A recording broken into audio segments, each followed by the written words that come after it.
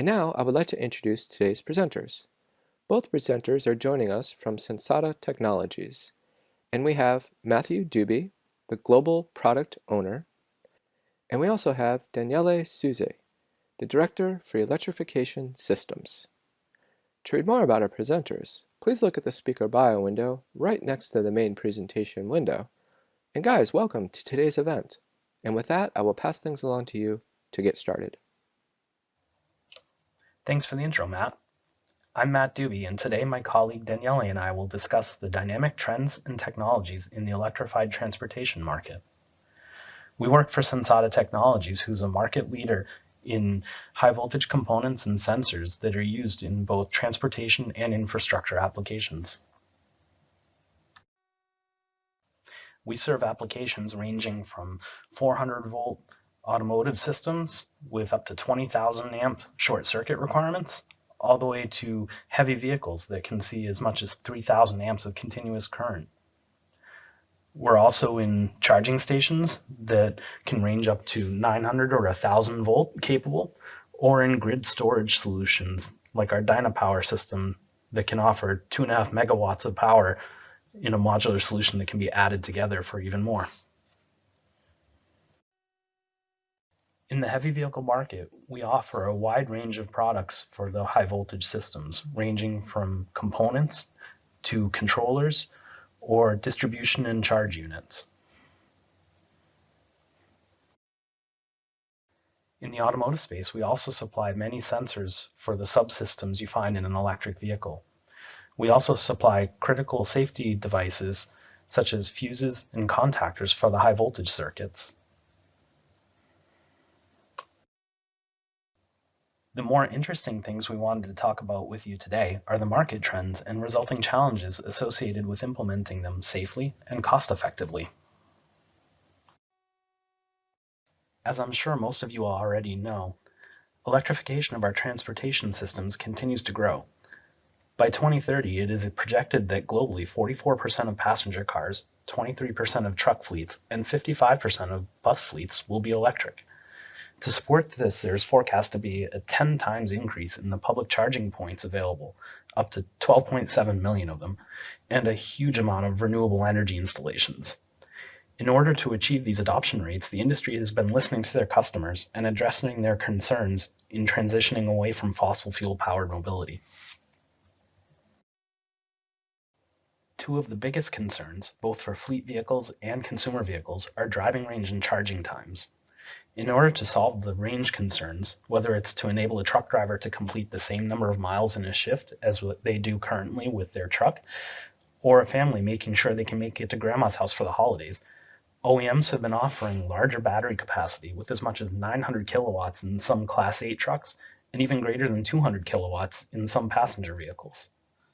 However, a bigger battery also takes a lot longer to charge, and that's been one of people's primary concerns.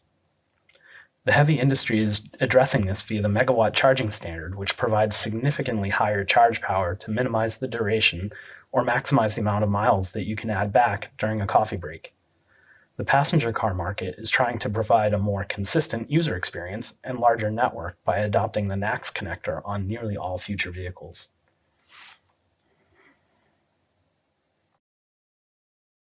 Particularly when we talk about bigger batteries for heavy vehicles, the problem is more than just fitting that many cells in the vehicle, or their mass and their cost. In order to package nearly 1 megawatt hour of energy, the cells will be fitted into as many as 6 or more packs, which must be interconnected, typically through a power distribution unit. To maintain safety, each of those packs also needs to have the ability to be isolated and fused, typically meaning a battery disconnect unit in each as well, and a strategy to protect against a full system short of up to 100,000 amps. Obviously, since heavy vehicles are a cost of doing business, the total cost of ownership is important to fleet owners. Reduced per mile fuel costs are a benefit in this respect, but OEMs are also working to reduce the upfront costs by consolidating functions for less hardware and R&D investment through innovation, integration, and reuse where possible. In order to reduce charge times for these large vehicles, the manufacturers are implementing the Megawatt Charge System, which will allow charging at 3 megawatts or more. The number alone is impressive, but so are the design implications of managing the heat generated by 3,000 amps needed to charge at those rates. Passenger car operators are largely looking forward to an improved charge experience with the rollout of the NACS NACS connector throughout North America. The more manageable cable and availability of the supercharger network for many will do just that. However, the common AC and DC pins of this standard pose challenges for the OEMs to ensure proper safety between the vehicle and infrastructure, but also for robustness of the AC-related components in the vehicle, such as the onboard charger. There are many challenges facing high voltage system engineers, and several are related to the system current under various conditions. Peak current loads are typically only a few or a handful of seconds long due to acceleration from a stoplight or passing, towing or hauling a load up a hill, or even from the most aggressive regenerative braking events. They can create a short burst of intense thermal load and high gradients within the system. Continuous power, on the other hand, is typically dominated by max charging rates or by sustained high-speed driving with a large aerodynamic drag. The thermal energy is lower than the peak currents, but the long duration can saturate the local thermal mass of resistance points. The large packs with high charge and discharge rates must also be protected for the very high short circuit current potential during a fault event. All of the hardware used to make this system function, fuses, contactors, controllers, bus bars, must maintain functionality and not allow accidental closures of the circuit during a crash or under the shock and vibration of normal use. Of course, the same is true for a wide range of environmental conditions as well. Another aspect of the high voltage system design is meeting various regulatory requirements around the world. In some markets, the high voltage system must be able to provide drivers with an advanced warning of an impending thermal event, and many OEMs attempt to split the packs in such cases to minimize the let-through current and the available energy. There are also Y capacitance limits to minimize the hazardous energy present to the user, which becomes more stringent the higher the system voltage. And additionally, we're seeing increasing demand for sustainability through serviceability, localized production, and the use of recycled or recyclable materials. Higher performance modern electric vehicles are supporting faster charging, longer ranges, and increased power, which all result in rapidly increasing current levels that directly impact the design and specification of the power distribution and charge units on heavy trucks and the battery disconnect units in both markets.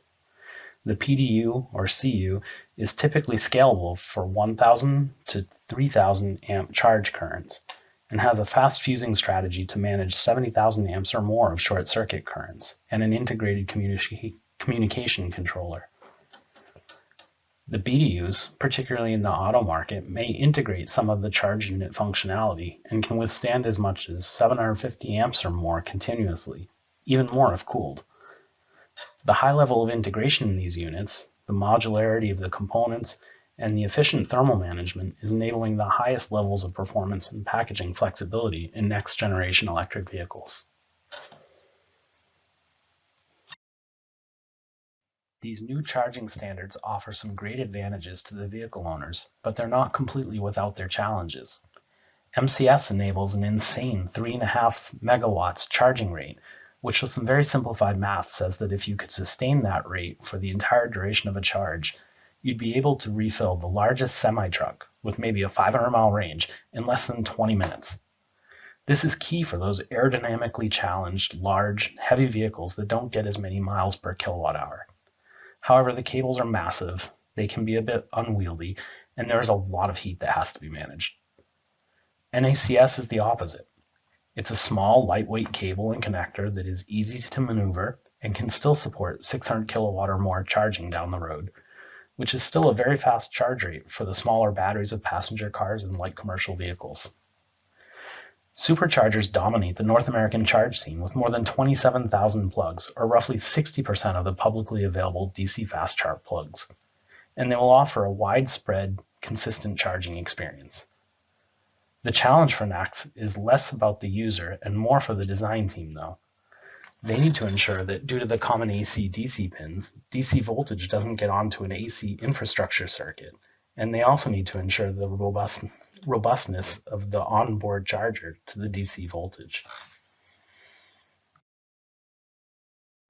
Beyond the high charge rates it supports, MCS also needs to provide a touch-safe interface, be Ethernet and ISO IEC 15118 compliant, be cyber secure, meet FCC Class A EMI requirements, and provide vehicle-to-X functionality for vehicles that are so enabled.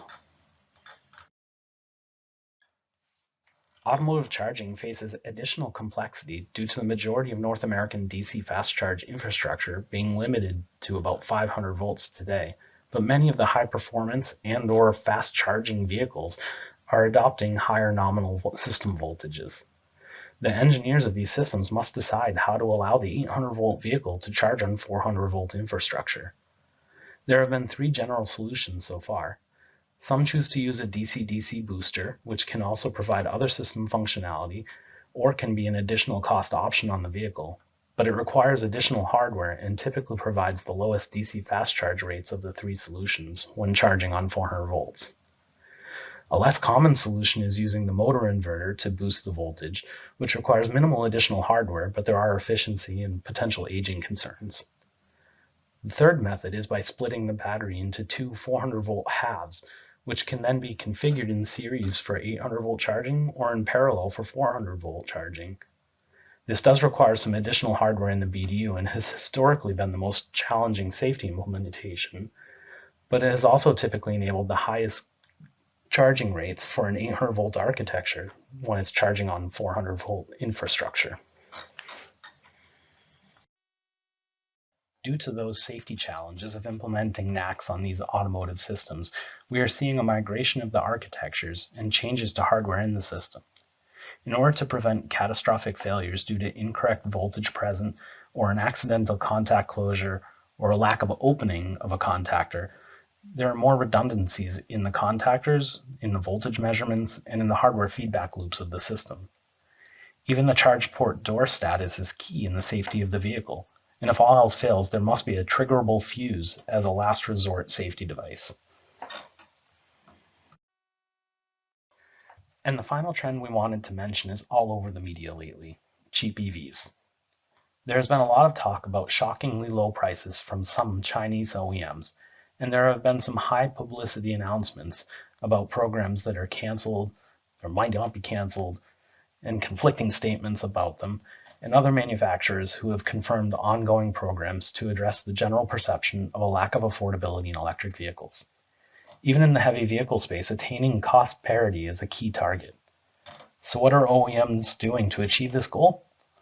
The battery is obviously the first item on the cost Pareto for an electric vehicle, so obviously offering multiple battery pack options enables people to pay for the range they need, and newer chemistries are also reducing the dollars per kilowatt hour.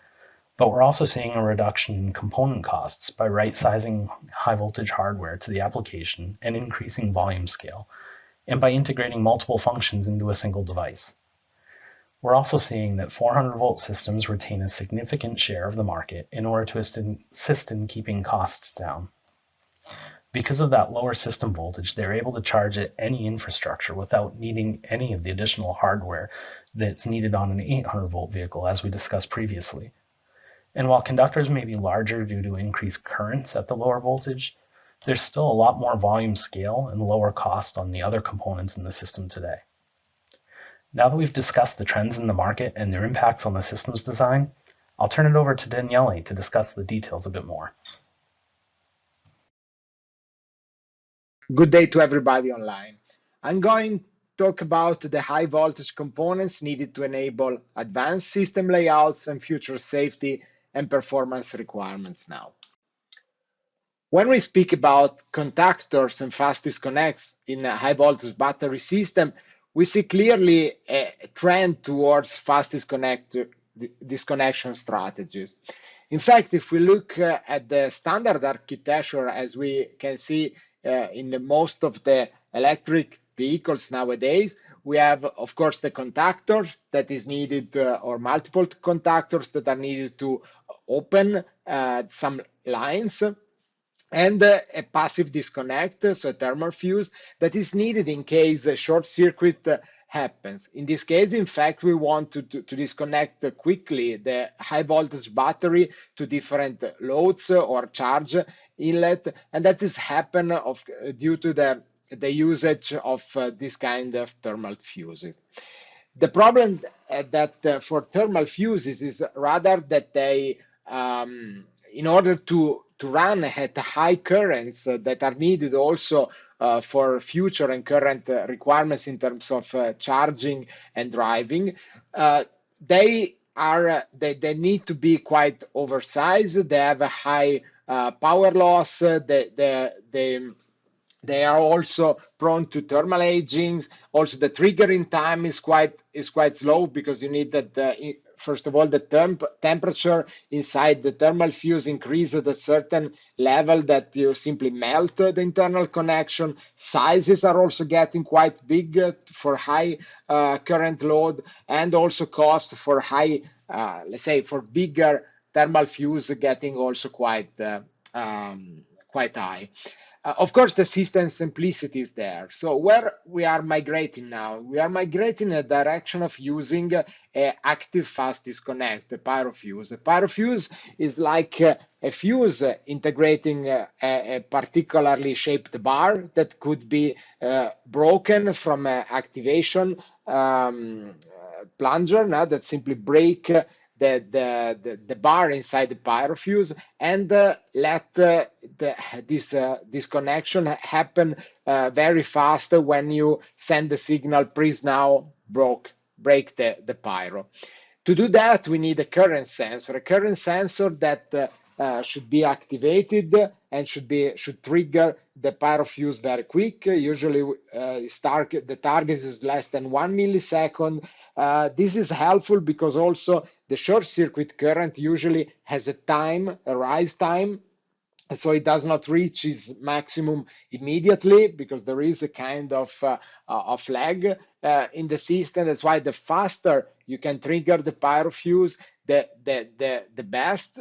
Why? Because also you can take also smaller pyrofuse. Finally, the pyrofuse has a lot of advantages compared to the thermal fuse. On the other hand, of course, the system gets more complex because you need to activate it in a certain quite quick, and also to detect it quick, and you add a bit of electronics and a bit of control logic inside your system. Well, now I would like to show what the metrics, that are changing inside a battery, high voltage battery system, only to show that we have a lot of different requirements coming around in the coming years, but also nowadays. The bandwidth is changing for different requirements, and innovative components are needed because to use the standard approach that we had in the past is not viable anymore if we look at what is changing now. So the system voltage, trying to split between automotive and heavy vehicle, because of course they have different requirements. The voltage started at low values, around 200 volt. Now we see increasing values for automotive going to 800, 900 volt, and also in heavy vehicles targeting 1220, 250 volts. Current carry also started from continuous values that are quite low, and thinking about the megawatt charging system, if you go over 3 megawatt of charging power, you will have current also reaching 3000 amps continuous during charging. Also, short circuit current are changing. In automotive, we see a trend also to reduce the short circuit current that is related to the cell chemistry, using LFP, using other kind of cell, reduce the short circuit current. But for example, in a heavy vehicle, we can see currents, the short circuit current include, if you have multiple batteries connected to the MCS system, they go up to 70 kiloamps or even higher. Shock loads are also increasing, going in the direction of 150 G. We heard also for automotive. The max braking that is needed at a contactor is also increasing and going direction of course, if you have a high voltage system with 1250 volt, you will need also braking at around 3000 amps. What does it mean? It means that to cover the bandwidth that we see here, we need innovative components. We need new components. We need components that can address these kind of requirements, but also components that can allow also easier integration and also allow also higher power density and also not so much place and weight required. Look, to give an example, so the components innovation and integration. So integration is a power density lever. So we show, I'm trying to show you an example of a pyrotactor. What it is, the pyrotactor is only to give an example what we mean in terms of integration and innovation. This is a combination of different devices inside one singular component. So it means that the pyrotactor integrate internal busing, integrate active fast disconnect on both lines. We have integrate like two contactors in one. We have current sensing and also passive fast disconnect. So everything in one. So it means that this kind of components is can guarantee that we pair contactor and fuse, integrate in the same device, could go up to 1000 volt, could break high current, and also up to, for example, 30 kiloamps of short circuit can be broken in one single component.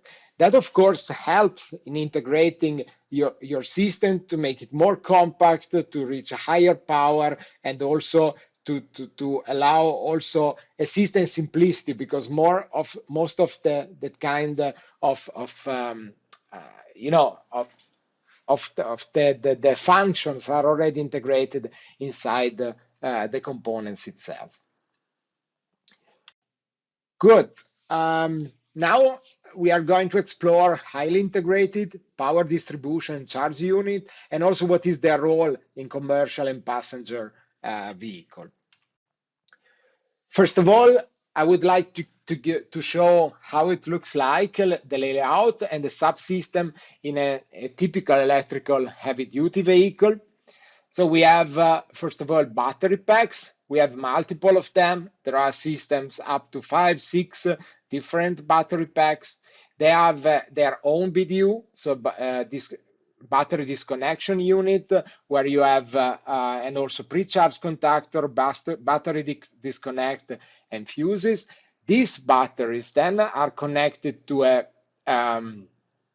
power distribution unit. So the power distribution unit is the component in this case that simply distribute the current to different auxiliaries. Could be the e-motor, other EPTO, some other auxiliaries, also the DC charge, the inverter, and whatever other axes that are needed to be loaded or connected to the battery system. Then you have a charge box. The charge box is the components that is directly connected to the fast charging station, and this one has also, of course, contactor and fuse, and need to communicate, to integrate, to communicate with the charging station and have this interconnection to the batteries. What is the difference now between passenger cars and heavy vehicle, commercial vehicle? So basically, if I see a BDU, also called junction box, EE box, or battery disconnection unit in a passenger car, usually you have the main role is to switch between battery and charging and driveline. So I have a driveline with the inverter, I have the charger, and I need to connect to the battery, or eventually also do parallel serial switching, for example, from 400 to 800 volt. Usually in the BDU, you have not integrated inlet, so you don't have a CCS2 or a NACS inlet, but you need to connect it through busbar and cables to the charging inlet. The electronics is also limited. Sometimes there are some control and monitoring integrated in BDU, but usually is external. And the target is to make it as compact as possible in order to be able to integrate in the battery system, don't lose weight, don't lose space, because space can be used for batteries, for battery cells, and thus to get a higher range.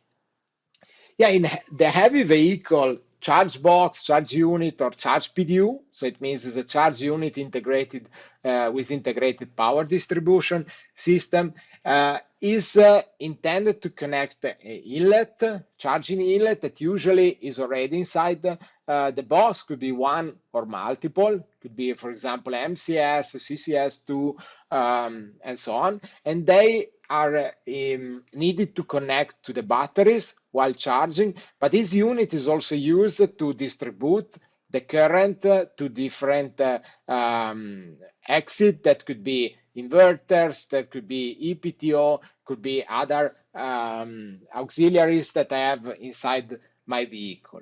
What you need inside this box is that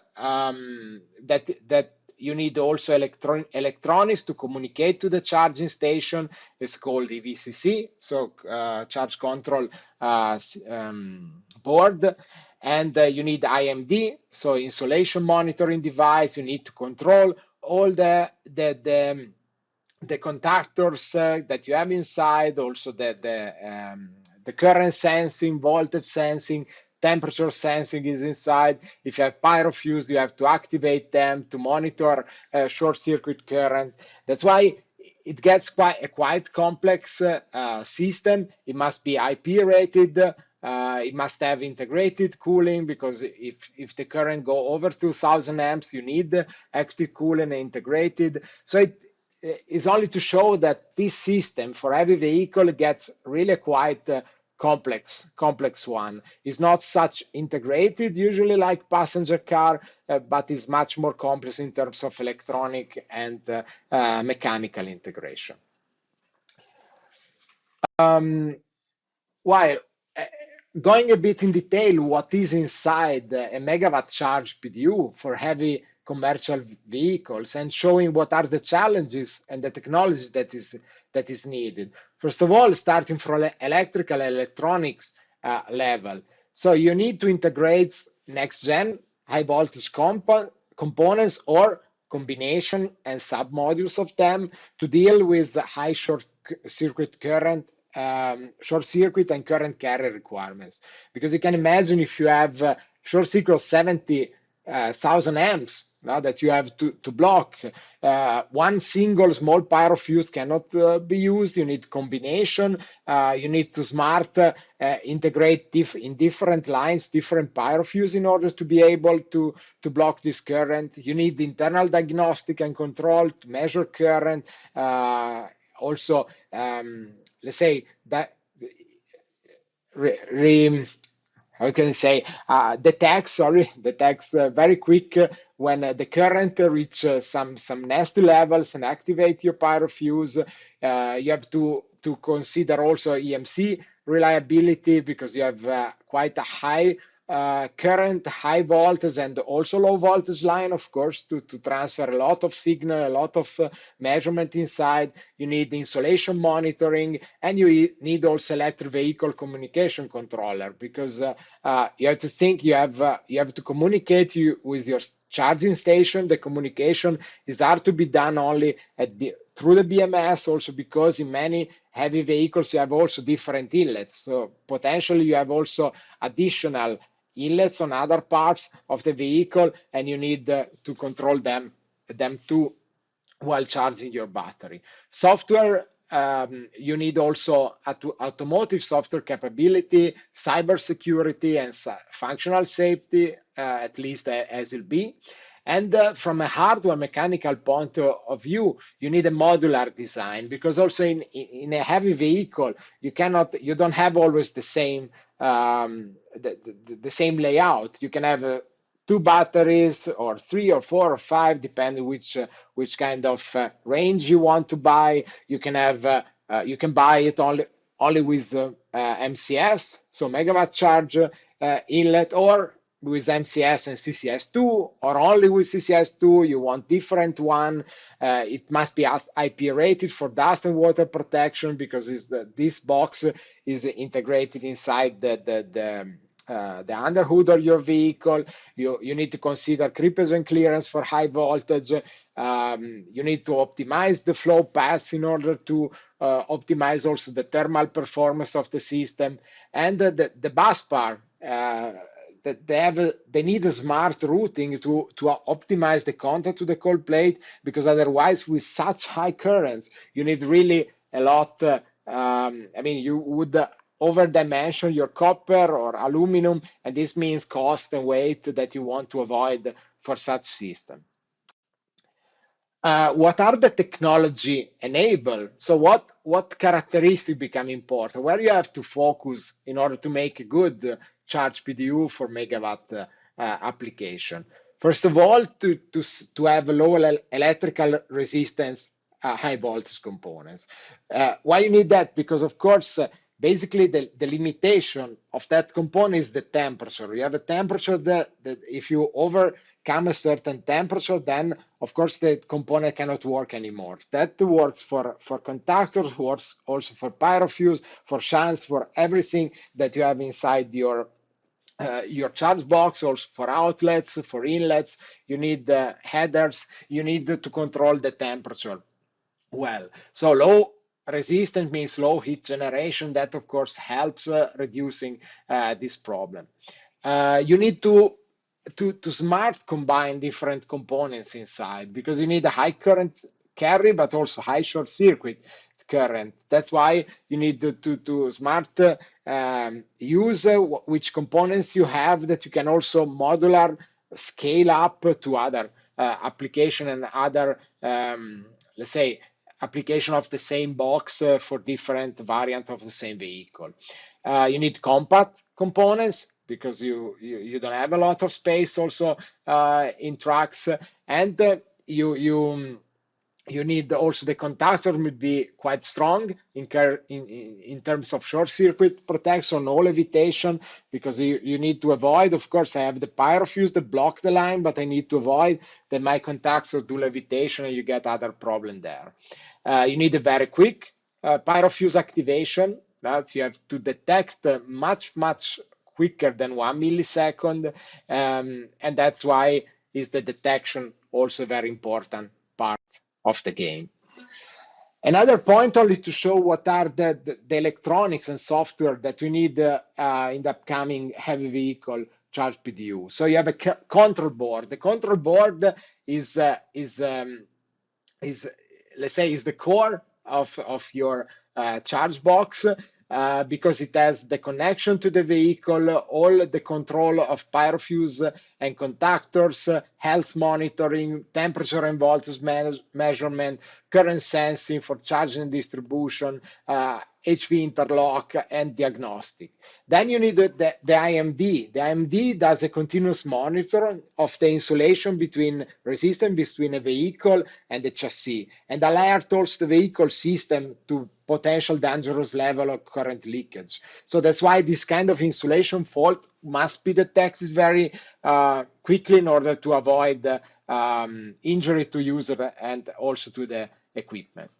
And then you need the EV communication controller, that you need a compliant communication with the charging station in order to be able also to perform bidirectional power transfer. You need data and cybersecurity. You need plug and charge also to connect your vehicle and automatically pay for your charging. So there are also a lot of requirements for these three electronics parts. That's only to show that that is not so easy as maybe it could sound, a charge box for heavy vehicles.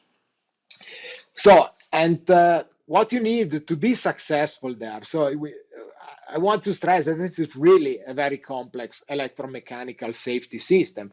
I stress safety again because that is, of course, if you get a short circuit, a problem with during charging at the megawatt charge system with such currents and such voltage, of course, it can be really, really dangerous. That's why vertical integration from software, electrical, electronics, hardware, and also components and system manufacturing, that is the key to develop the right product for your application. So now I'm coming to the takeaways that about what we presented today. So the customer demand for faster charging are driving new standards where we require that the high voltage architecture and how hardware needs to be reevaluated. So we need to rethink how we did up to now and what we want to do in order to meet these new requirements. So for this, we need new fast disconnect and switching strategy, as well as also highly integrated system, because that are really the key for future mobility, not only for passenger car, but also for commercial vehicle. So our view is that innovative high voltage components and subsystems that integrate different functions are needed in order to reach cost, performance, and safety requirements. What we showed also about the megawatt charge PDU, we think that success in developing this kind of system is a strong vertical integration, because it's hard to think about this system where we have a strong integration between software, electronics, hardware, and manufacturing. That must be done in a broad view together in a very good vertical integration manner. So thank you very much. And yes, it was a pleasure to present this today and hoping to get many questions from you. Thank you so much for that great presentation. And now let's get to the Q&A. We have some questions that have come in from the attendees, so we're going to move into answering those right now. If we don't get to your question, don't worry, we will have an answer for you following the webinar. And if you haven't submitted your question yet, you can still do so now by adding that information to the Q&A box on your screen and clicking Submit. Even if it's just a comment, we would love to hear from you. Okay, now for our first question. What are the market trends? Guys? Great question, and one I find really interesting as the market has been so dynamic for the past few years. You may have seen media reports that there's going to be slowing growth in the electrification market, but if you look at forecasts, it really should continue to grow pretty steadily and really pick up toward the end of the decade, both for passenger cars and for heavy vehicles. As far as infrastructure, we continue seeing increased numbers of charging plugs, higher average uptimes, and increasing charge power capabilities, as well as new capabilities of balancing the load between vehicles of different size charge rates charging at the same infrastructure, which allows more optimization of the connection to the grid as well. Of course, there's also the topic that we've been talking about here today and the adoption of new charge standards like MCS and NACS. At the vehicle level, trends seem to be moving from early adopters to more mass market consumers, and this is providing new challenges for the OEMs to address. They're showing optional larger batteries for longer range, providing faster charge times to minimize the amount of time you stand or wait around for the battery to fill, and they're addressing affordability. Also, while finding that we're having more availability in different segments of the heavy vehicle market. On the technology side, we see a lot of the components are starting to have integrated functions so that there are fewer overall components in the system, which makes it easier to package them, and usually has lower cost. And we also see that there's an increased use of fast disconnects in the high voltage circuit to protect against short circuit requirements. Great, thank you. Okay, next question. What are the challenges to reach 3 megawatt charging power? So another very good question from the audience, Matt. Well, the high electrical power means directly high currents. So it means up in this case to 3,000 amps continuous. So basically, this leads to very high heat generation over all the electrical conducting parts like high voltage components, headers, inlets, and busbar.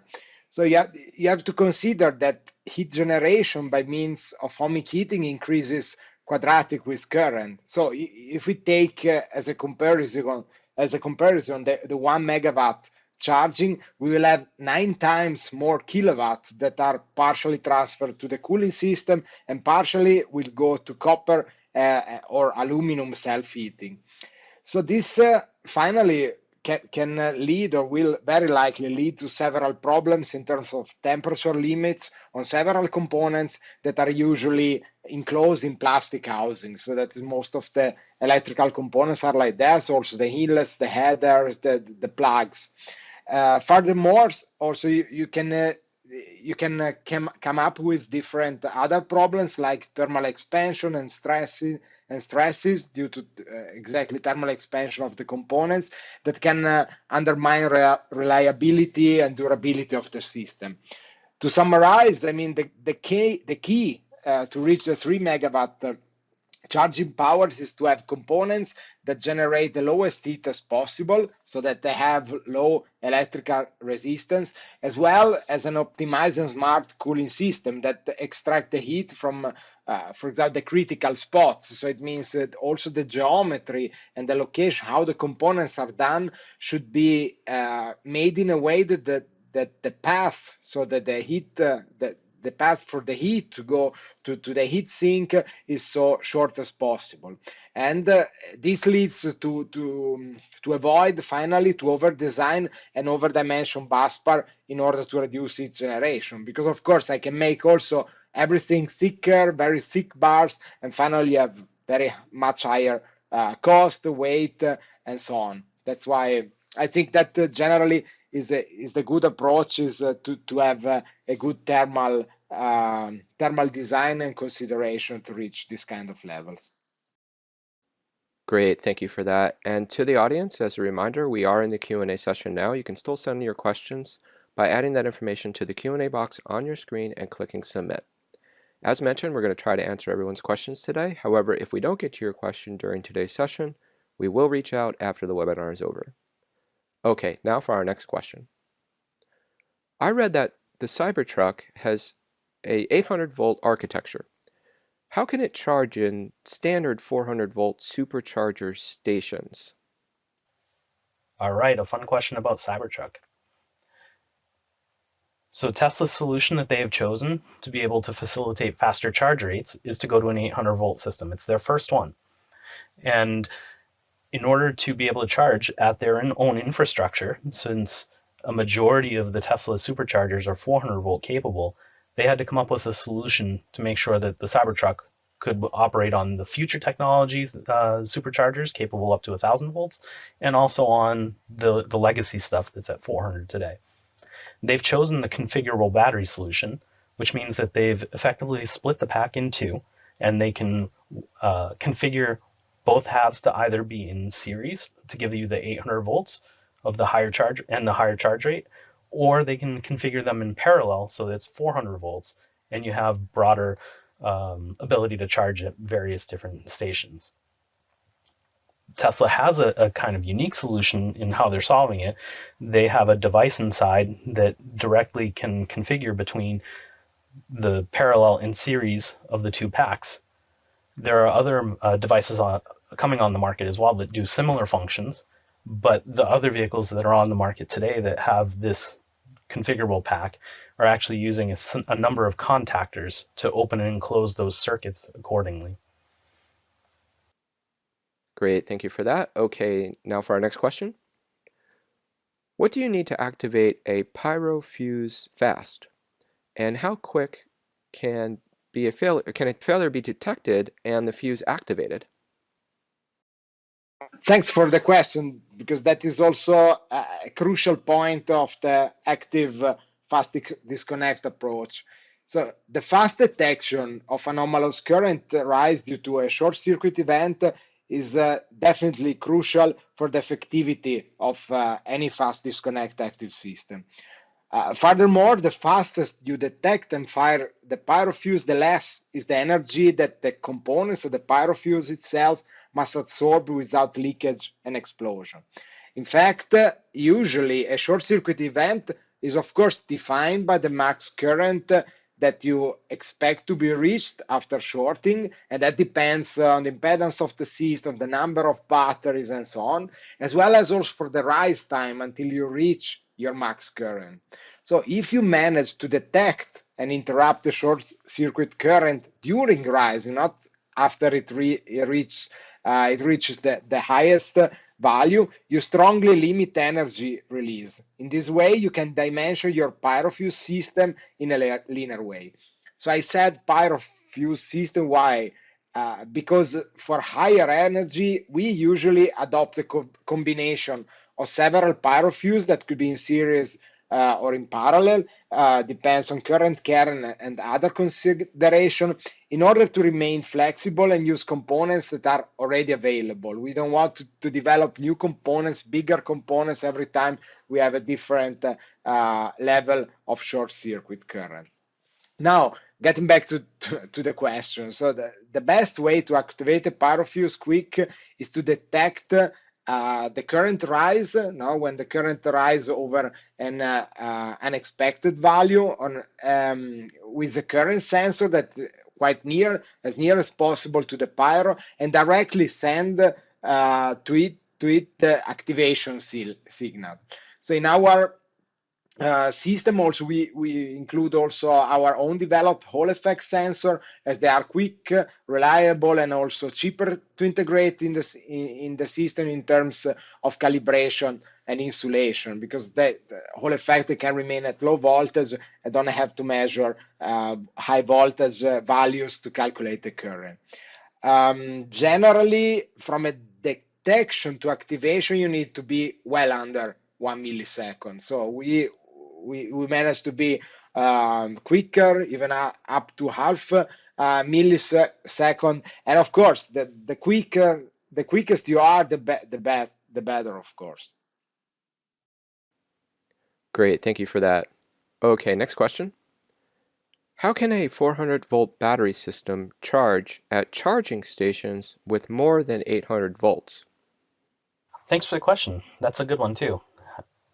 Nobody wants to show up at a charging station and not be able to charge. So if you've got a 400 volt car, which is predominant today, and you show up at a charging station that is able to do 800 or 1000 volts, how does that work? Well, when you plug in your car to the charger, the two do a handshake. And in that handshake, the car tells the charger, hey, I operate at this voltage. Can you provide it to me? The charger says yes, reconfigures, and that's what it provides. So basically, any of the charge infrastructure that we have installed today that is capable up to 1000 volts can also charge at the lower voltages required for whatever your car might need. Excellent, thank you for that.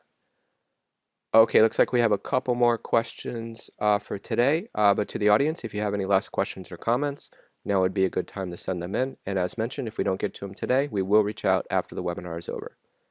Okay, now for our next question. What are the most critical challenges in developing a high voltage distribution unit? Quite extensive topic, a good one too. Well, the biggest challenges in developing a high voltage distribution and charging unit is to find, in my point of view, the right balance between components integration and finally cost. Of course, it would be easier to overdimension parts and connect everything with standard cables or what I can find on the market. But finally, we need to assure that we save space and weight, and also that we guarantee our customers that they can reach, if we are speaking about heavy vehicle, they want to reach parity to diesel trucks in terms of cost. That's why you cannot simply overdimension everything in order to be sure that you can reach high current, because finally also the cost will be out of target. Another big point, a crucial point, is also the software integration, because you have your ASIL B, ASIL C requirements, cybersecurity, and this part is also very challenging, because you have to consider the crucial safety scope of such systems. So you have to protect against catastrophic events. So I attended, for example, some tests with short circuits well over 50 kiloamps, and I can assure you that such event leads to a very quick and crazily strong bang. So if you are connected to a battery with more than, for example, 500 kilowatt hour capacity, you can imagine which energy level can be released. So you have to be very careful, and also the software needs to be capable of assuring safety in all the circumstances that can happen. Great, thank you for that. Okay, next question. How can the new 800-volt electric cars charge at 400-volt stations, and which are the strategies to switch from 400-volt to 800-volt? Thanks, Matt. This is a good one that really gets at the heart of the user experience and keeping customers happy. Obviously, you don't want somebody showing up with their 800-volt car to a 400-volt charger and not being able to charge. So the OEMs are coming up with a few different solutions on how to prevent this scenario. The first one is the DC-DC booster, which is a piece of hardware that upconverts the 400 volts to 800 volts and charges the battery. It has some advantages because it's an extra piece of hardware. It can be an optional on the vehicle, so you could potentially bundle it and make it part of an optional package that people pay extra for. So if you maybe were a fleet owner and you were always going to charge it, you're at home base, you may not need that DC-DC booster because you've got 800 volts available to you all the time, and you're not going to be publicly charging and worried about 400 being the only thing you can find. Additionally, down the road, as infrastructure grows and expands its capabilities and 400 volt becomes less common, then you may not even offer it anymore as the OEM, which reduces cost. The downside to it is that it's additional hardware that has to be paid for now. And also, because you're charging at 400 volts instead of your normal 800, you're already limited to about half the power of what you originally were expecting. And then you may also have current limitations within the booster as well, so that you now have even less power. So you may be charging at a lower rate than you were expecting, which could be a user experience issue as well. But you'd still charge and you'd still be able to get home. Another solution is using the motor inverter. So using the inverter that's on the motor already for driving, you can do the similar process to go from 400 up to 800 volts and charge your battery. The advantage is that it's already hardware on the vehicle, but the disadvantage is that you're also going to be charging a little bit slower than you thought you might have, and there could potentially be some aging issues over life. The third solution is what we call a configurable battery. So they effectively split the 800 volt battery into two 400 volt halves. And in normal scenarios, the two halves are wired in series, so that it gives you 800 volts total system voltage. When you come up to a 400 volt charger and you plug it in, the charger says, hey, I can only give you 400 volts. The car says, okay, and reconfigures the battery so that the two halves are in parallel. Now your system voltage is 400 volts and you can charge directly. Again, you're at half the voltage of what the normal system is, so you're going to be roughly half the power for your charge rate as well, but it's still probably going to be faster than the other two solutions. Obviously, that's the advantage. You can probably charge a little faster this way. The disadvantage is that you do have a couple of additional contactors or other pieces of hardware in there to do the configuration. It's a little more challenging for the OEM to do the system settings to make sure that it's done properly and safely and you don't accidentally close all the circuits at the same time and then short it out. But there are several methods, each with their advantages and disadvantages, that the OEMs are using today in order to make sure of a good user experience. Excellent, thank you for that. And it looks like we have one last question for today, and here it is. Which are contractor solutions for dealing with currents higher than 2000 amps continuous? Another good technical question. So good audience today, Matt. So I'll try to avoid advertisement here, I promise. So, well, the main problem to select a contactor for such high current is that the current carry performance is directly related to the contact resistance of the movable and its thermal connection to the heat sink. Of course, I take it as understood that you will need active cooling, go at 2000 amps or higher charging current. From a geometrical point of view, you will definitely need a contactor with a busbar mounting location that is as near as possible to the cold plate. The main problem for high current rated contactors that you can check also now on the market is that typically they can be really massive and also non-automotive rated in some cases, leading to very high cost, weight, and space needs. They're really very big. We rather follow up a strategy where we use multiple lower rated components up to mid charging power, still considering all the problematic that you can get about balancing different aging and so on. But we can deal with that. We have experience on that, and we know how to resolve this. And in parallel, we are also currently developing new products that have much lower contact resistance as we develop them with a single point contact and can be integrated at the charging inlets of Megawatt charging boxes. But again, don't want to make advertisement. This is also another story. Maybe we can organize another webinar about that. Excellent. Thank you for that. And that was our last question.